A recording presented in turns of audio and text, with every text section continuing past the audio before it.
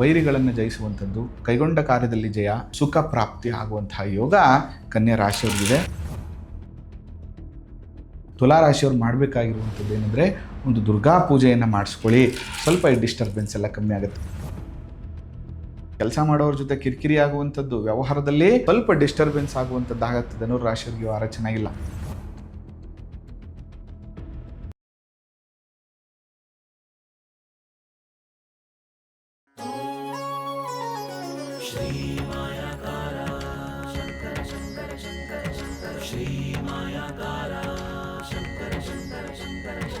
ಶ್ರೀ ಗುರುಭ್ಯೋ ನಮಃ. ಮಾಯಕಾರ ಪ್ರಭುವೇ ನಮಃ. ಗಣೇಶ ದೇವಿ ವಾಗ್ದೇವಿ ಮಮ ವಾಕ್ಯ ಸಿದ್ಧಿ ಕುರು ಸ್ವಹ. ಓಂ ನಮೋ ಭಗವತಿ ಚಾಮುಂಡೇಶ್ವರಿ ಮಲಯಾಳ ಸ್ವರೂಪಿಣಿ ಸರ್ವಸಿದ್ಧಿಕಾರಿಣಿ ಸತ್ಯಂ ಬ್ರೂಹಿ ಸ್ವಹ. ಆರಾಧ್ಯ ದೈವನಾಗಿರುವಂಥ ಮಲೆ ಮಹದೇಶ್ವರರನ್ನ ಮನದಲ್ಲಿ ನೆನೆಯುತ್ತಾ ವಿದ್ಯಾಗುರುಗಳ ತಂದೆ ತಾಯಿಯ ಪಾದಾರವಿಂದಗಳಿಗೆ ನಮಸ್ಕಾರವನ್ನು ಮಾಡ್ತಾ, ಜಗದ್ಗುರು ಪಂಚಾಚಾರ್ಯರನ್ನು ಬಸವಾದಿ ಶರಣರನ್ನ ಮನದಲ್ಲಿ ನೆನೆಯುತ್ತಾ ಇವತ್ತಿನ ವಿಶೇಷವಾಗಿರುವಂಥ ಸಂಚಿಕೆಯನ್ನು ಪ್ರಾರಂಭ ಮಾಡೋಣ. ಇನ್ನು ಯಾರೆಲ್ಲ ನಮ್ಮ ಚಾನಲ್ ಸಬ್ಸ್ಕ್ರೈಬ್ ಆಗಿಲ್ಲ, ಸಬ್ಸ್ಕ್ರೈಬ್ ಆಗಿ ಫಾಲೋ ಮಾಡಿ ಅಂತ ಹೇಳ್ತಾ, ಈ ವಾರದ ಹೈಲೈಟ್ಸ್ ನೋಡೋದಾದರೆ 12ನೇ ತಾರೀಕು, ಏಪ್ರಿಲ್ 12ನೇ ತಾರೀಕಿಂದ ಏಪ್ರಿಲ್ 18ನೇ ತಾರೀಕುವರೆಗೆ ಪರಾಭವನಾಮ ಸಂವತ್ಸರ ಉತ್ತರಾಯಣ ವಸಂತ ಋತು ಚೈತ್ರ ಮಾಸದ ಕೃಷ್ಣ ಪಕ್ಷ ಮತ್ತು ಶುಕ್ಲ ಪಕ್ಷದ ಒಂದೇ ಒಂದು ದಿನ ಇರುವಂಥದ್ದು. ಇನ್ನು ಈ ವಾರದ ಹೈಲೈಟ್ಸ್ ನೋಡೋದಾದರೆ 13ನೇ ತಾರೀಕು ಸರ್ವತ್ರ ಏಕಾದಶಿ ಇದೆ. 14ನೇ ತಾರೀಕು ಸೌರಮಾನ ಯುಗಾದಿ ಮತ್ತು ಡಾಕ್ಟರ್ BR ಅಂಬೇಡ್ಕರ್ ಅವರ ಜಯಂತಿ ಇರುವಂಥದ್ದು. 15ನೇ ತಾರೀಕು ಪ್ರದೋಷ. 16ನೇ ತಾರೀಕು ಮಾಸ ಶಿವರಾತ್ರಿ ಮತ್ತು ಶ್ರೀರಂಗದ ರಂಗನಾಥ ಸ್ವಾಮಿಯ ರಥೋತ್ಸವ. 17ನೇ ತಾರೀಕು ಅಮಾವಾಸ್ಯೆ ಪೂಜೆ ಇರುವಂಥದ್ದು. 18ನೇ ತಾರೀಕು ಚಂದ್ರ ದರ್ಶನ. ಇದಿಷ್ಟು ಕೂಡ ಈ ವಾರದ ಹೈಲೈಟ್ಸ್. ಇನ್ನು ಮೇಷರಾಶಿಯವರಿಗೆ ಮೊದಲನೇದಾಗಿ, ಮೇಷರಾಶಿಯವರಿಗೆ ಈ ವಾರ ಹೇಗಿದೆ ಅನ್ನುವಂಥದ್ದನ್ನು ನಾವು ನೋಡೋದಾದರೆ,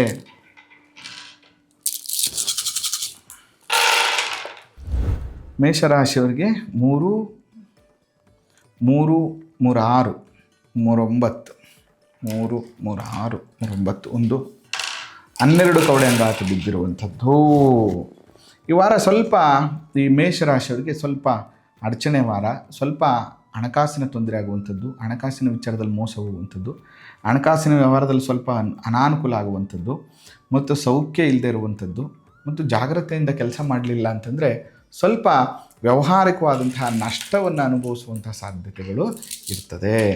ಇನ್ನು ವೃಷಭ ರಾಶಿಯವರಿಗೆ ಹೇಗಿದೆ ಅಂತ ನೋಡೋಣ. ನೋಡಿ, ವೃಷಭ ರಾಶಿಯವರಿಗೆ 2, 4, 6, 6, 3, 9 ಕವಡೆ ಅಂಗಾತ ಬಿದ್ದಿರುವಂಥದ್ದು.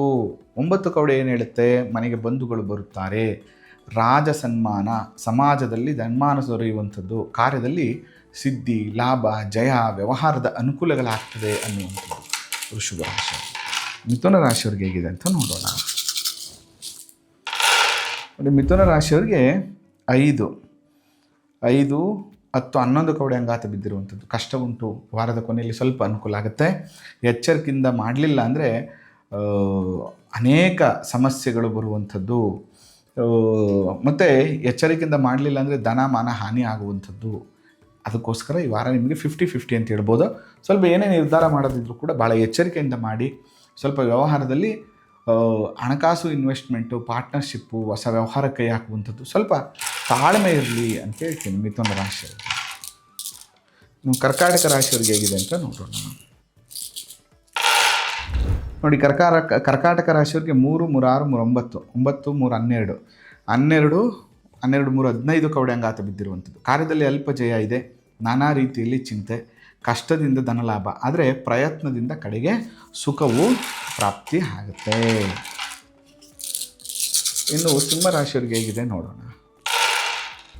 ಸಿಂಹರಾಶಿಯವರಿಗೆ 3, 3, 6, 3, 9, 9, 10 ಕವಡೆ ಅಂಗಾತ ಬಿದ್ದಿರುವಂಥದ್ದು. ಸುಖ ಭೋಜನ, ಆಪ್ತಮಿತ್ರರ ದರ್ಶನ, ಸುಖವಿದೆ, ಕಾರ್ಯದಲ್ಲಿ ಅನುಕೂಲವಿದೆ. ಈ ವಿಚಾರದಲ್ಲಿ ಸಂಶಯ ಬೇಡ. ಕಾರ್ಯವನ್ನು ಕೈಗೊಂಡು ಏನು ಬೇಕಾದರೂ ಮಾಡಿ. ವಾರದಲ್ಲಿ ಸುಖ, ಸಂಪತ್ತು, ಆನಂದ, ವ್ಯಾವಹಾರಿಕವಾದಂತಹ ಲಾಭಗಳು ಸಿಂಹರಾಶಿಯವರಿಗೆ ಪ್ರಾಪ್ತಿಯಾಗುತ್ತೆ.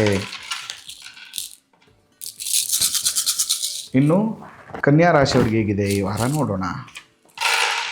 ನೋಡಿ, ಕನ್ಯಾ ರಾಶಿಯವರಿಗೆ 3, 3, 6, 6, 2, 8 ಕವಡೆ ಅಂಗಾತ ಬಿದ್ದಿರುವಂಥದ್ದು. ವೈರಿಗಳನ್ನು ಜಯಿಸುವಂಥದ್ದು, ಕೈಗೊಂಡ ಕಾರ್ಯದಲ್ಲಿ ಜಯ, ಧನ ಮಾನ ಲಾಭ, ಮನಸ್ಸಿನಂತೆ ಕಾರ್ಯಗಳು ನೆರವೇರುವಂಥದ್ದು, ಸುಖ ಪ್ರಾಪ್ತಿ ಆಗುವಂತಹ ಯೋಗ ಕನ್ಯಾ ರಾಶಿಯವರಿಗಿದೆ. ಈ ವಾರ ಕನ್ಯಾ ರಾಶಿಯವ್ರಿಗೂ ಒಟ್ಟಾರೆಯಾಗಿ ಶುಭ ಫಲಗಳು ಪ್ರಾಪ್ತಿಯಾಗ್ತದೆ. ತುಲಾ ರಾಶಿಯವ್ರಿಗೆ ಹೇಗಿದೆ ಅಂತ ನೋಡೋಣ. ನೋಡಿ, ತುಲಾ ರಾಶಿಯವ್ರಿಗೆ 3, 3, 6, 3, 9, 9, 3, 12 ಕವಡೆ ಅಂಗಾತ ಬಿದ್ದಿರುವಂಥದ್ದು ತುಲಾ ರಾಶಿಯವರಿಗೆ. ಕಳ್ಳರಿಂದ ಕಂಟಕ, ಜೋಕೆ, ರಾಜ್ಯಾಧಿಕಾರಿಗಳಿಂದ ಪೀಡೆ, ಸೌಖ್ಯ ಇಲ್ಲ, ವ್ಯವಹಾರದ ನಷ್ಟ, ಅನಾನುಕೂಲ, ಫೈನಾನ್ಷಿಯಲಿ ಪ್ರಾಬ್ಲಮ್ ಆಗುವಂಥದ್ದು, ಈ ರೀತಿಯ ಅನೇಕ ಸಮಸ್ಯೆಗಳು ತುಲಾರಾಶಿಯವ್ರಿಗಿರುವಂಥದ್ದು. ತುಲಾರಾಶಿಯವರು ಬಹಳ ಎಚ್ಚರಿಕೆಯಿಂದ ಇರಬೇಕಾಗ್ತದೆ. ತುಲಾರಾಶಿಯವ್ರು ಮಾಡಬೇಕಾಗಿರುವಂಥದ್ದು ಏನಂದರೆ, ಒಂದು ದುರ್ಗಾ ಪೂಜೆಯನ್ನು ಮಾಡಿಸ್ಕೊಳ್ಳಿ. ಸ್ವಲ್ಪ ಈ ಡಿಸ್ಟರ್ಬೆನ್ಸ್ ಎಲ್ಲ ಕಮ್ಮಿ ಆಗುತ್ತೆ. ಅಮ್ಮನವ್ರ ದೇವಸ್ಥಾನಕ್ಕೆ ಹೋಗ್ಬಿಟ್ಟು ಒಂದು ಅರ್ಚನೆ ಮಾಡಿಸ್ಕೊಂಡು ಬನ್ನಿ. ಇನ್ನು ವೃಶ್ಚಿಕ ರಾಶಿಯವ್ರಿಗೆ ಹೇಗಿದೆ ಅಂತ ನೋಡೋಣ. ನೋಡಿ, ವೃಶ್ಚಿಕ ರಾಶಿಯವ್ರಿಗೆ 4, 4, 8, 2, 10 ಕವಡೆ ಅಂಗಾತ ಬಿದ್ದಿರುವಂಥದ್ದು. ಸುಖ ಭೋಜನ, ಆಪ್ತಮಿತ್ರರ ದರ್ಶನ ಸುಖವಿದೆ, ಕಾರ್ಯದಲ್ಲಿ ಅನುಕೂಲ ಇದೆ. ಅಂದುಕೊಂಡಂಥ ವಿಚಾರದಲ್ಲಿ ನಿನಗೇ ಸಂಶಯ ಇದೆಯಪ್ಪ, ಸಂಶಯವನ್ನು ಇಟ್ಕೋಬೇಡ, ನಿನಗೇನು ಅನಿಸುತ್ತೆ ಅದನ್ನು ಮಾಡು, ಎಲ್ಲ ರೀತಿಯ ಅನುಕೂಲಗಳು ಕೂಡ ನಿಮಗೆ ಪ್ರಾಪ್ತಿ ಆಗುತ್ತೆ ಅಂತ ಬರ್ತಾ ಇದೆ ವೃಶ್ಚಿಕ ರಾಶಿಯವ್ರಿಗೆ. ಇನ್ನು ಧನುರ್ ರಾಶಿಯವ್ರಿಗೆ ಹೇಗಿದೆ ಅಂತ ನೋಡೋಣ. ನೋಡಿ, ಧನುರ್ ರಾಶಿಯವ್ರಿಗೆ 4, 4, 8, 4, 12 ಕವಡೆ ಅಂಗಾತ ಬಿದ್ದಿರುವಂಥದ್ದು. ಕಳ್ಳರ ಕಂಟಕ ಮತ್ತು ಹಣವನ್ನು ಕಳೆದುಕೊಳ್ಳುವಂಥದ್ದು, ಅಧಿಕಾರಿಗಳಿಂದ, ಮೇಲಾಧಿಕಾರಿಗಳಿಂದ ಮತ್ತು ಕೆಲಸ ಮಾಡೋರ ಜೊತೆ ಕಿರಿಕಿರಿ ಆಗುವಂಥದ್ದು, ವ್ಯವಹಾರದಲ್ಲಿ ಸ್ವಲ್ಪ ಡಿಸ್ಟರ್ಬೆನ್ಸ್ ಆಗುವಂಥದ್ದಾಗತ್ತೆ. ಧನುರ್ ರಾಶಿಯವರಿಗೆ ವಾರ ಚೆನ್ನಾಗಿಲ್ಲ. ನೀವು ಮಾಡಬೇಕಾಗಿರುವಂಥ ಕೆಲಸ ಶಿವನ ಆರಾಧನೆ, ಶಿವನ ಪೂಜೆ, ಶಿವನಿಗೆ ಒಂದು ಅಭಿಷೇಕವನ್ನು ಕೊಡುವಂಥದ್ದು, ರುದ್ರನ ಆರಾಧನೆ ಮಾಡುವಂಥದ್ದು, ಈ ಡಿಸ್ಟರ್ಬೆನ್ಸ್ ಎಲ್ಲ ಕಮ್ಮಿ ಆಗುತ್ತೆ. ಮಕರ ರಾಶಿಯವ್ರಿಗೆ ಹೇಗಿದೆ ಅಂತ ನೋಡೋಣ. ನೋಡಿ, ಮಕರ ರಾಶಿಯವ್ರಿಗೆ 4, 4, 8, 8, 3, 11, 14, 15 ಕವಡೆ ಅಂಗಾತ ಬಿದ್ದಿರುವಂಥದ್ದು. ಕಾರ್ಯದಲ್ಲಿ ಅಲ್ಪ ಜಯ. ಈ ವಾರ ನೀವು ಮಾಡುವಂಥ ಎಲ್ಲ ಕೆಲಸ ಕಾರ್ಯಗಳಲ್ಲಿ ಅಲ್ಪ ಜಯ ಮಾತ್ರ.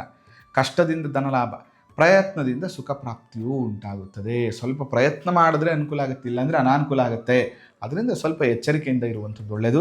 ನೀವು ಕಾಲಭೈರವನಿಗೆ ನಮಸ್ಕಾರವನ್ನು ಮಾಡುವಂಥದ್ದು, ಕಾಲಭೈರವನಿಗೆ ಬೆಲ್ಲವನ್ನು ಅರ್ಪಣೆ ಮಾಡುವಂಥದ್ದು ಮಾಡಿ ಈ ಡಿಸ್ಟರ್ಬೆನ್ಸ್ ಕಮ್ಮಿ ಆಗುತ್ತೆ. ಕುಂಭರಾಶಿಯವ್ರಿಗೆ ಹೇಗಿದೆ ಅಂತ ನೋಡೋಣ. ಕುಂಭರಾಶಿಯವ್ರಿಗೆ 3, 3, 6, 3, 9, 9, 3, 12, 12, 3, 15 ಕವಡೆ ಅಂಗಾತ ಬಿದ್ದಿರುವಂಥದ್ದು. ಕಾರ್ಯದಲ್ಲಿ ಅಲ್ಪ ಜಯ, ನಾನಾ ರೀತಿಯಲ್ಲಿ ಚಿಂತೆ, ಕಷ್ಟದಿಂದ ಧನಲಾಭ, ಪ್ರಯತ್ನದಿಂದ ಅನುಕೂಲಗಳು ಪ್ರಾಪ್ತಿಯಾಗ್ತದೆ. ಇಲ್ಲಾಂದರೆ ಒಂದಷ್ಟು ಡಿಸ್ಟರ್ಬೆನ್ಸ್ಗಳಂತೂ ಇರ್ತದೆ. ಕುಂಭರಾಶಿಯವರು ಆಂಜನೇಯ ಸ್ವಾಮಿಗೆ ಸಿಂಧೂರವನ್ನು ಅರ್ಪಣೆ ಮಾಡುವಂಥದ್ದು, ಅಥವಾ ಬೆಲ್ಲ, ಕಾಯಿ ಮತ್ತು ಬಾಳೆಹಣ್ಣನ್ನು ಅರ್ಪಣೆ ಮಾಡಿಬಿಟ್ಟು ಬಂದರೆ ಈ ಡಿಸ್ಟರ್ಬೆನ್ಸ್ಗಳು ಕಮ್ಮಿ ಆಗುತ್ತೆ. ಮೀನರಾಶಿಯವ್ರಿಗೆ ಹೇಗಿದೆ ಅಂತ ನೋಡೋಣ.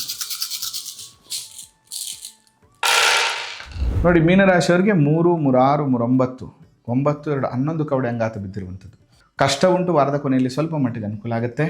ಮತ್ತು ನಾನಾ ರೀತಿಯಲ್ಲಿ ಚಿಂತೆ ಇರುವಂಥದ್ದು, ವ್ಯವಹಾರದಲ್ಲಿ ನಷ್ಟ ಇರುವಂಥದ್ದು. ಈ ವಾರ ಒಟ್ಟಾರೆಯಾಗಿ ಚೆನ್ನಾಗಿಲ್ಲ.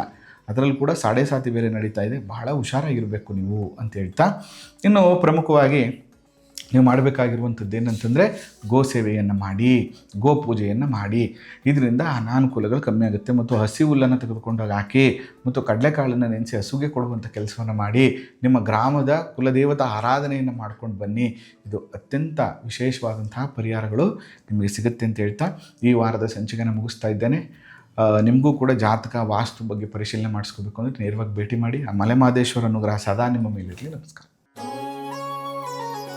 श्री मायाकारा शंकर शंकर शंकर शंकर श्री मायाकारा शंकर शंकर शंकर शंकर